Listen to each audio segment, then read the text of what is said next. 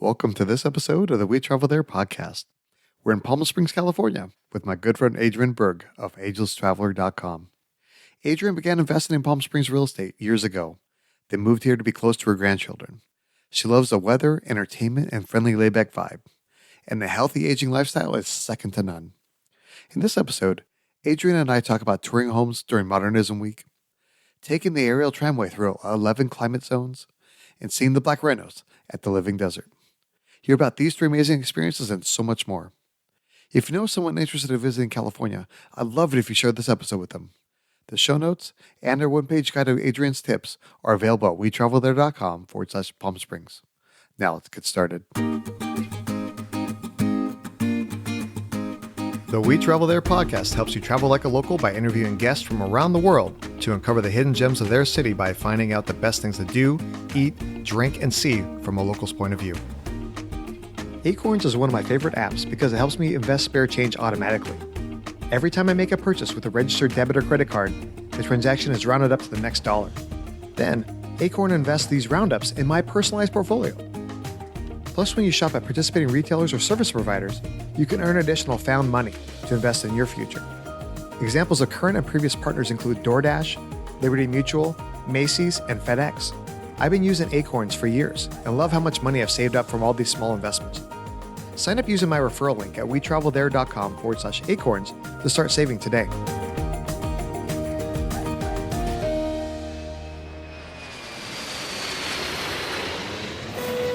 Hey, Adriane, welcome to the show.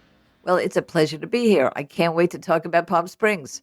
Absolutely. So we met a couple weeks ago over at the True Marketing Vanguard experience in Dallas. And when I met you and you started talking about being in Palm Springs, one, I had great memories of being there and visiting there when I used to live in Southern California. So, and it was also, a little chilly here in Tennessee at the time. So I'm like, okay, yeah, I want to be able to talk about Palm Springs and the great weather that's always out there, during the springtime. Oh, for sure. They say that you come for the weather, but you stay for the people. And it's really true. But the weather is magnificent until July. Yeah, it gets pretty hot. But if you love to golf or play tennis and you're willing to deal with the heat, great deals, right? The hotel prices go way low, during the summertime. I call it heaven for a penny. Yeah. It is absolutely wonderful. So what's your connection to Palm Springs and how did you get there? I got there because I was first an investor here. One of the things about travel here is that there are a lot of condos, and they're usually on golf courses. They have their own amenities. They may have a clubhouse, a restaurant, and of course, a pool. So I said, this is a great place to own a condo. But I never intended to live here. Years later, both my children moved to LA. And I said, wait a minute, here I am in the cold of New Jersey, which I loved, but it's time to downsize and move. And that's how I got there. I already owned the place. And I liked it, but I never thought I'd love it as much as I do. No, absolutely. And for people that aren't really familiar with where Palm Springs is, I would say, because I lived in Orange County and we used to go out there to Indio and Palm Springs, and it's about an hour and a half outside of LA. Is that right? Well, when the traffic is good, we just came back in the evening from LAX, and that was actually the day before yesterday. It took us exactly 2 hours, door to door, from the airport. So it's usually around a 2 hour. And of course, it's almost the same to San Diego. So we're in a pretty good place to be near big cities. No, absolutely. And if people are planning to visit Palm Springs, would you recommend them flying into a bigger airport like LAX? Or, I know Palm Springs has its own airport as well, but sometimes flying into the smaller ones, maybe the price is a little higher or they don't have as many flight options. Well, both. The prices are a bit higher. They don't have as many flight options, but the entire airport is outdoors. It's called the Sonny Bono Airport. It's beautiful, by the way, and you're in the heart of Palm Springs. So you might want to consider that. It's also being totally renovated back to its original modernism look. So it's an iconic architectural airport. So it's kind of interesting there. But very often we have to leave from LAX. That's true. Yeah, for sure. Yeah, or I guess Ontario is also kind of like a halfway point all the way to LAX as well. We did that when we have a small place near our kids who are in Manhattan, those kids, and we left from Ontario to Manhattan about a week ago, and that is the airport we used. Sure. So Like we touched on the weather a little bit earlier there, talked about it gets really hot in the summertime, but it's also kind of like a great place for, for people to get away in the spring or even in the wintertime. Like you talked about living in New Jersey. I'm sure you made a little bit of getaways every so often out there to visit your properties and to get away from like the cold weather. Well, it's very specific here. This is what happens, and everyone should know that.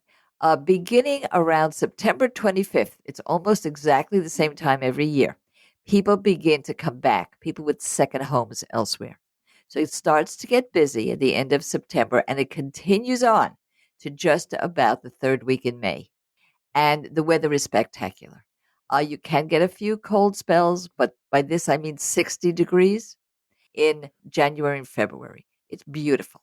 Also, remember that we've got a tram here, a cable car, and it goes several, I think it's 7 different climate zones. And at the top, you can actually cross country ski. So, this is a very interesting place.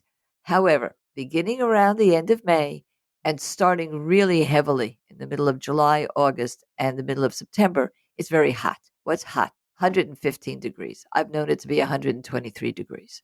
So you have to be early in the morning, late at night, and you have a different kind of lifestyle.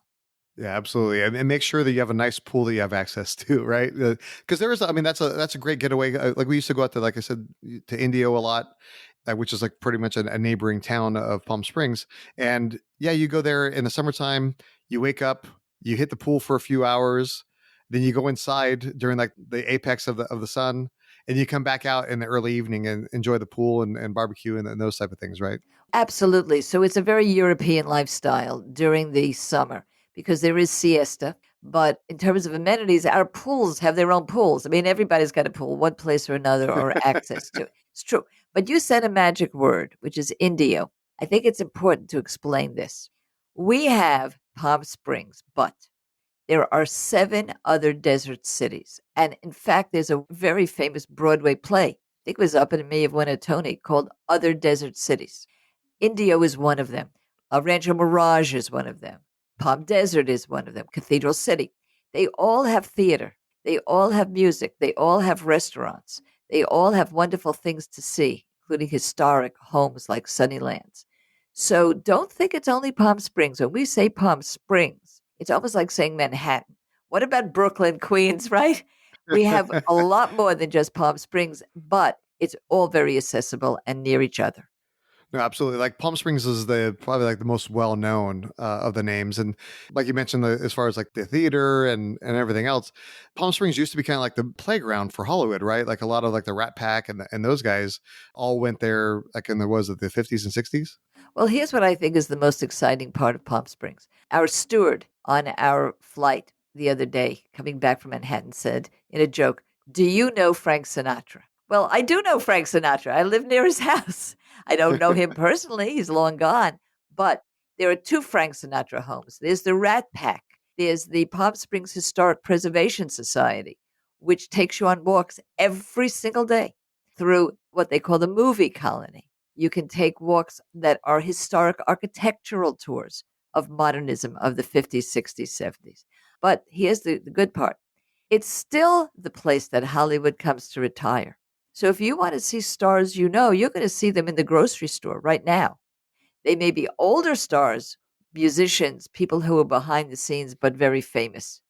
When you meet them, Harpo Marx's son actually lives in Cathedral City and he plays the piano every Wednesday night. You can go and say hello and ask him about the Marx Brothers. I mean, that's the kind of place this is. That's really cool.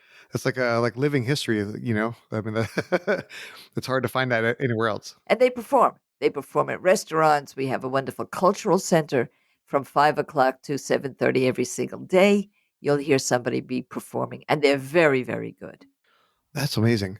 So earlier we talked a little bit like the kind of like the modernism as far as architecture when they're revamping the airport and everything.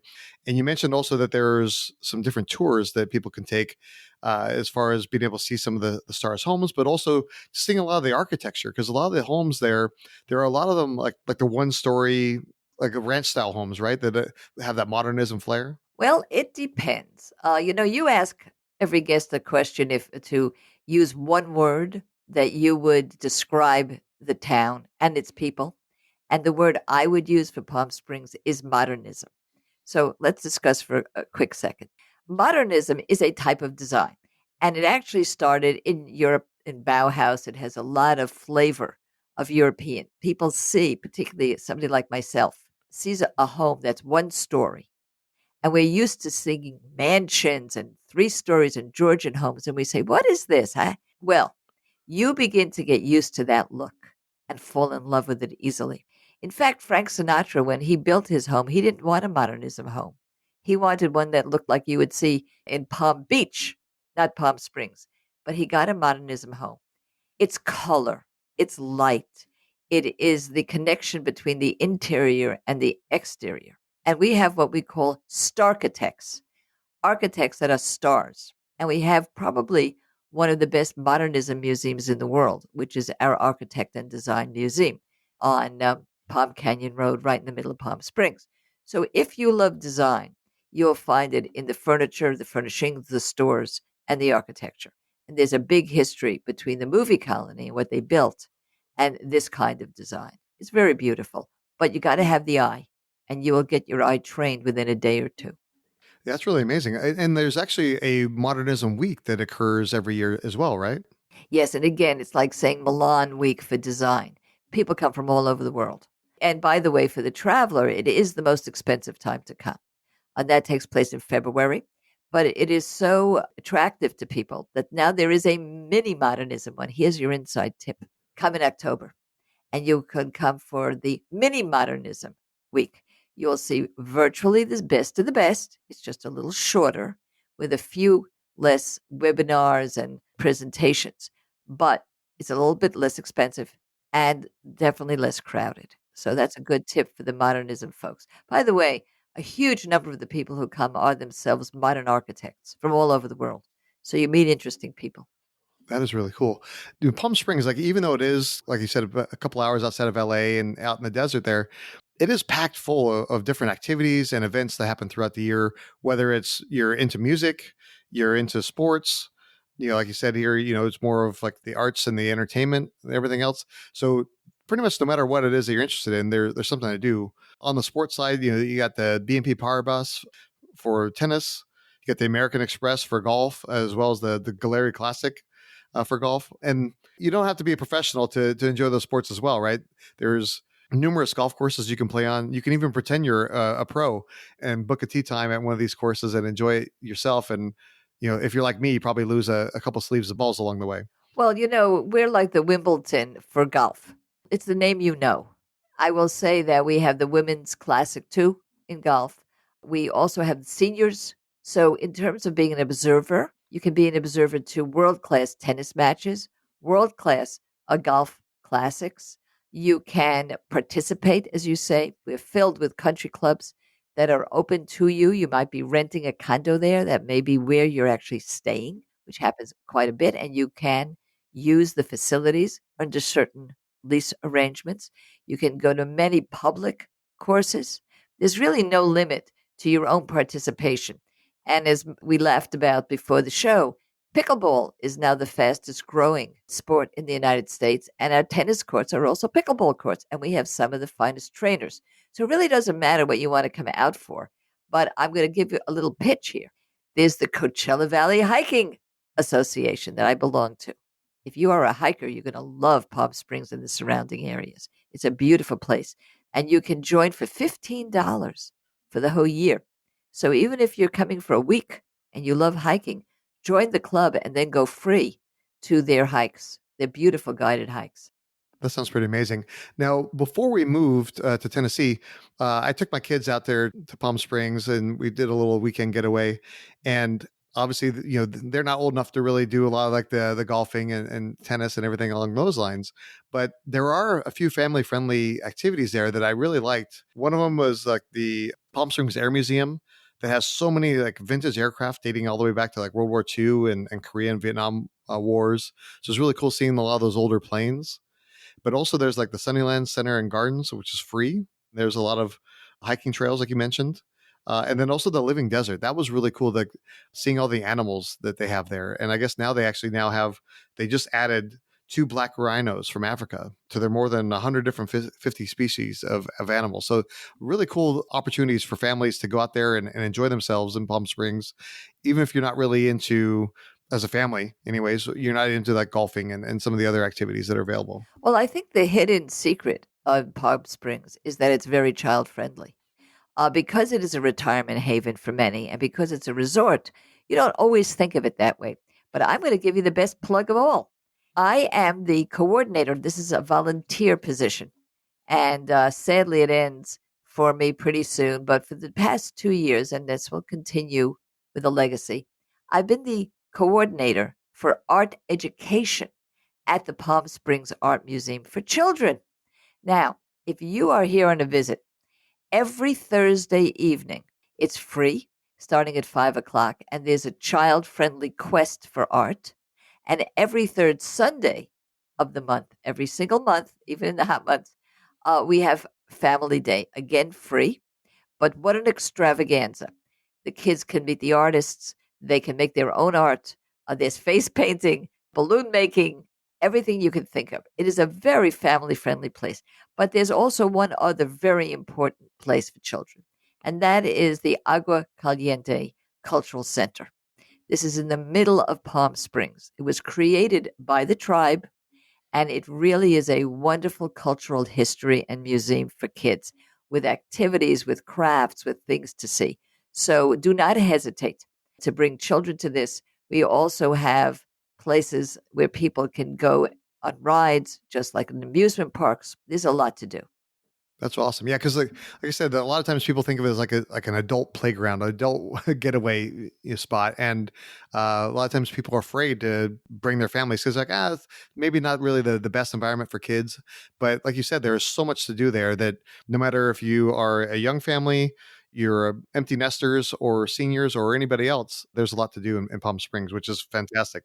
In Cathedral City, we have the Museum of Ancient Wonders. I mean, there's quite a number of things to do for children. I will also tell you that Rancho Mirage, one of those seven desert cities, has an observatory in their library. And the library has wonderful events for children. Everything is free. And you can go to the observatory. They often have an astronomer there in the evenings. So check it out. We have something called The Guide, and it's all in there. That is super cool. Now, let's take a step back. If we fly into Palm Springs and go into the airport there, obviously we talked about there's so many different things to do. Getting around, though, is this something we need to rent a car, or is this something that there's public transportation makes it easy to get around and you don't have to worry about parking and everything else? Well, there's three choices here. Most of the parking is free. There's a big parking lot in the middle of town near the Art Museum on Art Walk, and it's a very big indoor, and it's free. So we do have free parking all over the place, and it is good to have a car because you'll probably want to get out into the desert. Yeah, because there's Joshua Tree out there, right? Joshua Tree National Park. It's a wonderful place. So you're going to want to have a car. That is true. On the other hand, when I moved, remember I'm from Manhattan, I'm on a bus route. And there are many people who love to be out into the mountains, but I wanted a bus route and I have one. So I walk to my corner and I can get everywhere and not just in Palm Springs, but I can also get to places in the other seven desert cities. However, to be honest, with convenience. So you have the buses, you've got a car, but then you've got my favorite. You walk. Very rare, actually, in California. These are walking towns, and they have walking maps and bicycle maps and signs. This is the pedestrian route. This is the bicycle route. I can walk from town to town if you're a good walker. And remember, it's flat. Hiking is different, but if you're going from town to town, you can walk. I walk to my grocery store. I walk to the art museum. Everything is within about 3 miles. That's fantastic. I know that when we stayed in Palm Springs the last time, we stayed at the Rowan, which is from my brand Kimpton, which is one of my favorites. Just walking right out of the hotel, and then you got the big main street there, and there's a lot of different nice shops and restaurants and bars.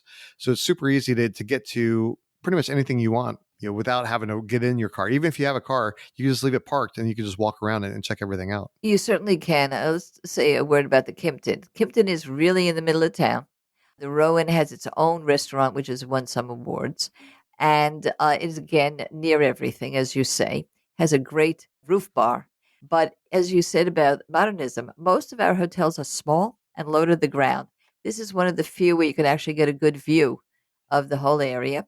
However, if you're a good walker, our cultural center, which is called the Camelot Theater, is only within about 20 minutes of walk from there. So you can actually see a movie with no problem. There's a closer movie house. And of course, at the cultural center, we actually have theater. And every single day, as I said, starting at 5, musicians. So you can walk to so much entertainment from the middle of town or most of the hotels in the area. Absolutely. Speaking of hotels, we partner with a brand called Aways to look at different hotel options and things of that nature. And there's a lot of them. I use miles and points a lot whenever I travel to kind of save on the cost. And like the Rowan, when I was looking in like in the fall and the spring, it was about 95,000 IHG points versus 600 and almost $700 in cash. The Hyatt Palm Springs is a great deal, only 12,000 points versus like $300. Same thing with the Thompson, 20,000 points versus almost $700. So there's a lot of great hotels that are there that you can redeem for points, but there's also a lot of great hotels, I'm sure, that they're more like the boutique people that own just a handful of properties. Where would you recommend people stay when they're looking at Palm Springs? Well, let me just say one thing about the Hyatt, which is right on Palm Canyon Drive. That is the hub of Modernism Week. So almost everybody who is going to Modernism Week will end up at the Hyatt, even if it's their theater to hear a lecture. It is one of the hubs. So that's just convenience for everyone to know about. Now, with regard to hotels, I'm in love with the hotels in Palm Springs. There are very, very many. And remember, you've got a huge difference in pricing. So that's all up to you. But I love the boutique hotels. One of them is called Ace, ACE. They have a drag brunch Monday nights. They have drag bingo. They have a restaurant. It's called King's Highway, where they serve sandwiches as if you were in Brooklyn on King's Highway, where I actually grew up. So that's the Ace Hotel. But it's almost a shame for me to mention one or two. On that same road, which is East Palm Canyon Drive, you will find the Acatella. You'll find so many different price ranges. They're small, they're boutique, and they're really, really quite lovely. La Quinta, which is one of the 7 desert cities, has wonderful hotels. And I actually own a place next to the Westin Hotel in Rancho Mirage, another desert city that's wonderful for kids too. If you want to be a little bit further away from Palm Springs, but in the middle of the areas where they have the golf classics, you might consider the Westin. So all of this is available to you. No, absolutely. Now you mentioned like the drag brunch. One of the other things that Palm Springs has a lot, it's very friendly to the LGBTQ plus community as well. And I know some of my former friends at the job I had in LA before I moved, a lot of them moved out there and or had properties for like weekend getaways in the area. So again, no matter what your orientation is or your age or anything else like that, there's so much to do there, especially like, during Pride Week and everything in June, there's a lot of different festivals going on for the LGBTQ community, right? Well, we're not LGBT friendly, we're LGBT ecstatic. I will tell you, it is the most inclusive, the most heartwarming community you will find. And don't discount the fact that they have kids too. So I go back. It is everybody, age inclusive, age continuum friendly. It's also a retirement haven. Frankly, I'm going to be 76. And when I say that, people look at me, oh, you're a kid. Well, I have a kid here. It's true. So it doesn't matter age, orientation. I said, you come for the weather, you stay for the people. The warmth is really quite amazing. I love it. Now, before we run out of time, one of the things you mentioned earlier, we were talking about the Kimpton that has its own great restaurants, but there's a lot of other fantastic restaurants in the city as well. So let's talk about a couple of your favorites before we head into the final countdown. Okay, it is a challenge, but I'm going to give you 3, if that's all right. If you want to go high end, but not break the bank, I love Copley's. Now, Copley's is in town. You can walk there from anywhere in town. It was the estate of Cary Grant. It's not huge in property, but beautiful. Outdoors and indoors, and wonderful food. Just terrific. So that is my high end suggestion. I'm not a meat eater. We have wonderful steak restaurants, but for me, Copley's is something for everyone. Mexican. Now remember, we are the Mexican food so much better even than New York. I have never had Mexican food this good. So this will cause fights. There's no doubt. We will fight over which. So I have a hole in the wall one for everybody called Casa Luna, and it's in the Desert Crossings strip mall. It's a strip mall. Don't be afraid, but you can eat outside. Not beautiful. You'll be looking at Marshalls or something like that. And it's in Palm Desert. It's called Casa Luna. Why do I love it so much? Because my taste is for fish. And so I love the best fish tacos. And they also have a wonderful carne asada for the meat eaters. But they put cheese in their taco dough. Don't ask me how. And for me, it's fantastic. Casa Luna. And the other one, this is the one I take my family to when they come. And it's called Paul Bar. And it's named after a gentleman named Paul. But it's very fussy. It opens at 4. You cannot make a reservation. And yes, you have to wait online. It's the kind of thing you want to bring you a little chair with you. But seriously, if you want to eat a little early, come at 3:30 and wait on the line. You'll probably make it. If you want to eat later, after 7, it isn't so bad, but there are no reservations. When you walk in, again, the ugliest strip mall you'll ever see. You walk in and you're transformed into another world. It's like a speakeasy in that sense. I don't want to tell you too much because the interior is a beautiful surprise, but you feel like you're in Chicago or New York City, and the food is really quite good. Oh, that's fantastic. One of my favorites, and you'll never find it without somebody whispering in your ear, and that's called Paul Bar. Oh, right on. Now, there's also some food festivals that are in the Palm Springs area as well, right? Any recommendations on that? We have so many festivals. I do have to mention Coachella Festival, which is the biggest music festival. I have to mention Stagecoach, which is in April of every year, the biggest country music festival. We have the International Film Festival, which is in January. People think of Sundance. This is just as good, in my opinion. And we have Short Film Festival, June, Jewish Film. I mean, you just go. But yes, we have a March Fashion Festival, and we have a food festival. And you will meet the celebrity chefs that you see on TV.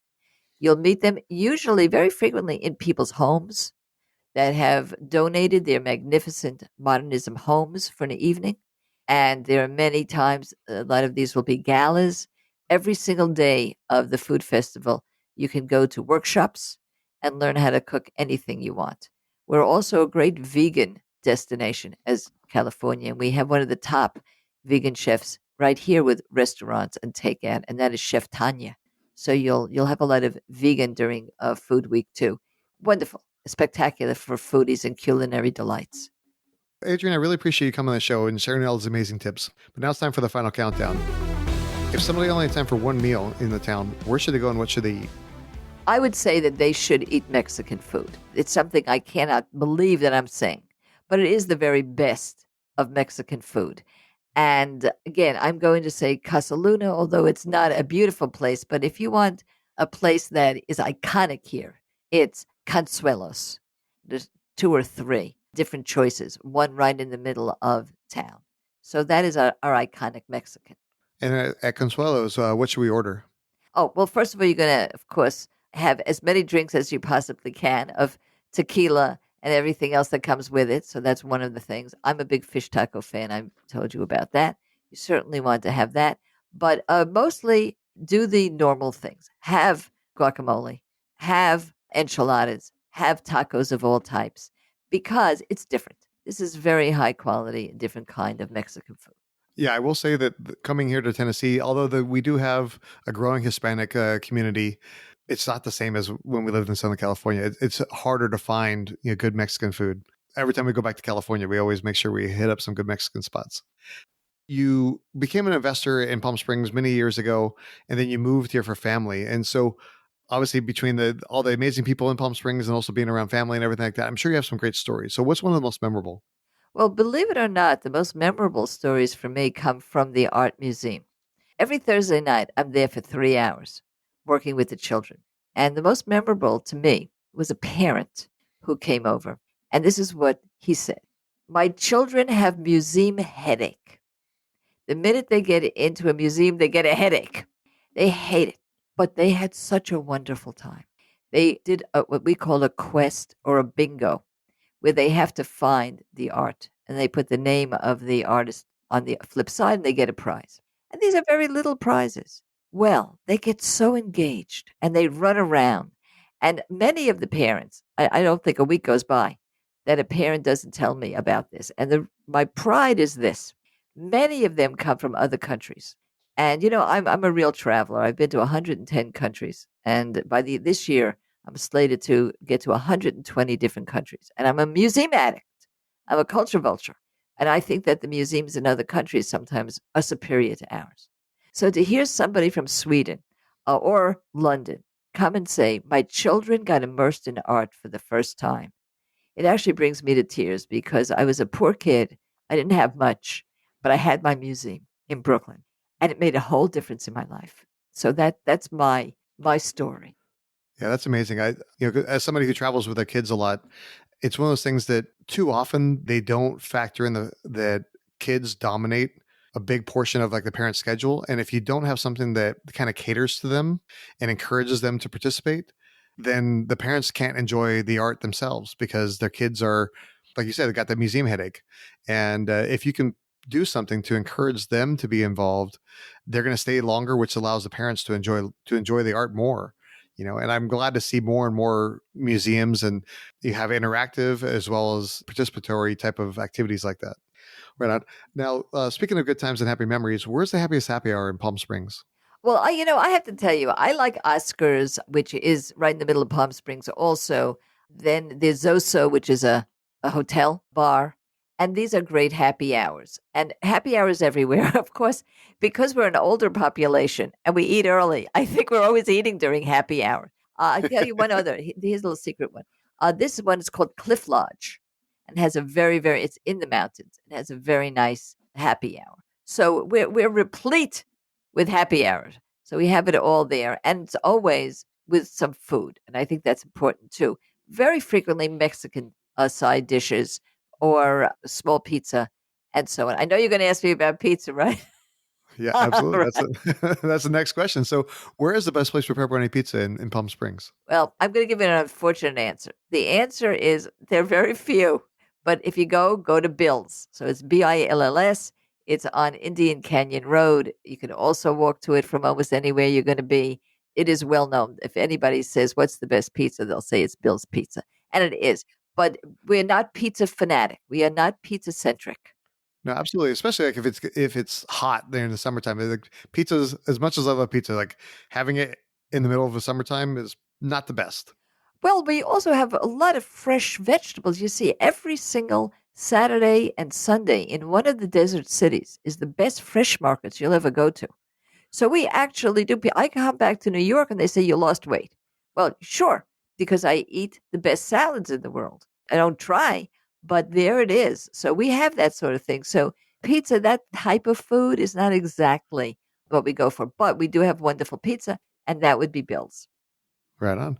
Now, like you mentioned earlier, you've been to 110 countries so far, and 120 is like on the horizon here. With all that travel, I'm sure you have some great travel tips. So, what's one of the best? Honestly, one of my best. I have written a lot on this. I'm a blogger and a journalist in travel and a podcaster. So I put a lot of them into an ebook called Luxury Travel for Less. And my tips tend to be how to go anywhere in the world and be able to afford it. So one of my favorite tips has to do with the airlines. I like to use airlines that are airlines of the country. Why? Because let's take Turkish Airlines or Moroccan Airlines.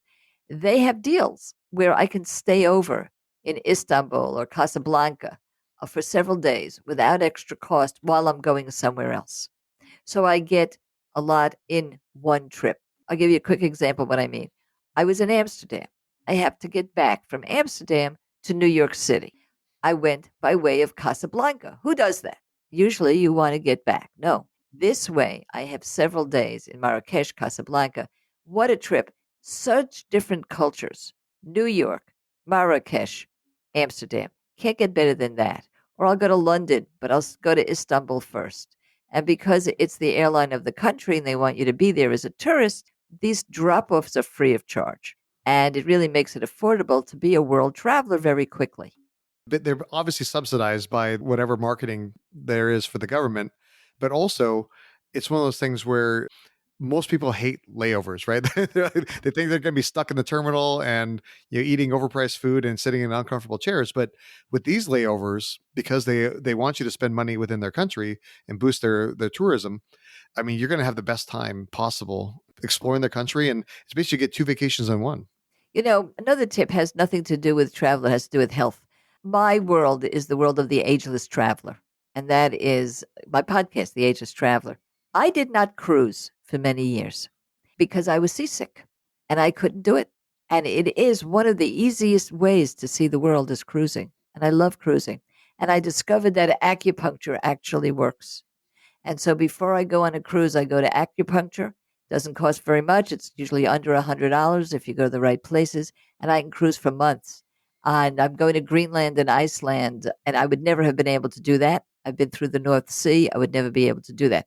So a little something for anybody out there who is a little bit older, thinks that cruising is good for them, because it is, but they can't cruise.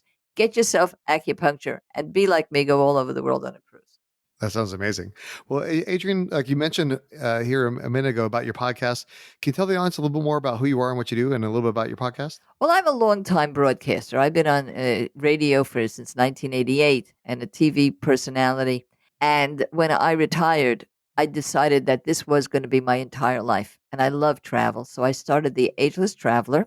It is not only a podcast, it's a salon on Facebook for people who are really veteran travelers. It's also a blog. And of course, we travel together. My point is not so much where we go, but how we do it so that we never have to stop traveling. The motto of The Ageless Traveler is lifelong travel made easy. And although I love being older, I know there are limitations. You lose your companion. People don't want to travel anymore. Or like me, where are you going to go? How many times can you go to the same place? So there's travel burnout and cost on fixed income. So we're there with a battery of experts and myself. I've been on a lot of places to tell you how to make it, how to go, how to afford it. If you have culinary restrictions, how to still love it. I can't eat salt, but I went to Vietnam for 3 weeks, the highest salt content in the world. We know how to do it. And so if you listen, I hope, to our latest podcasts, you'll always get something new. We talk about things nobody else talks about, like where is the bathroom and why can't I see the shampoo? And and we're having a big influence on the tourist industry because we are helping the whole industry be age friendly. And I know that speaking of your podcast and your site, there's actually a way if somebody has questions, they can actually submit a question that you or one of your experts will be able to answer, right? Absolutely. So I know that you're very good with your show notes. You'll have all of the websites, but our website is simple, agelesstraveler.com. And on the podcast page, which goes directly to all of our podcasts, there's a little red icon that says ask a question. And if you press it, you can actually ask right there a voicemail question. We'll hear it and we will answer it either on the air or to you directly or both. Also, our Facebook salon, we call it a salon, not a group. People have the opportunity to ask questions. And I've got a battery of experts, from spa experts to gerontologists, to people who help you travel if you have somebody with you who doesn't have your mobility. And of course, all of us who travel with information like you have here, where to go, where to eat, where to sleep, and so on. So you can just ask a voicemail question right on our website, on our podcast page. Well, that's awesome. Well, Adriane, we'll definitely include links to all these in the show notes. It was great meeting you in Dallas at the True Marketing Vanguard experience. And I'm so glad you came onto the show and shared all these tips for Palm Springs. And we look forward to seeing you when we travel there.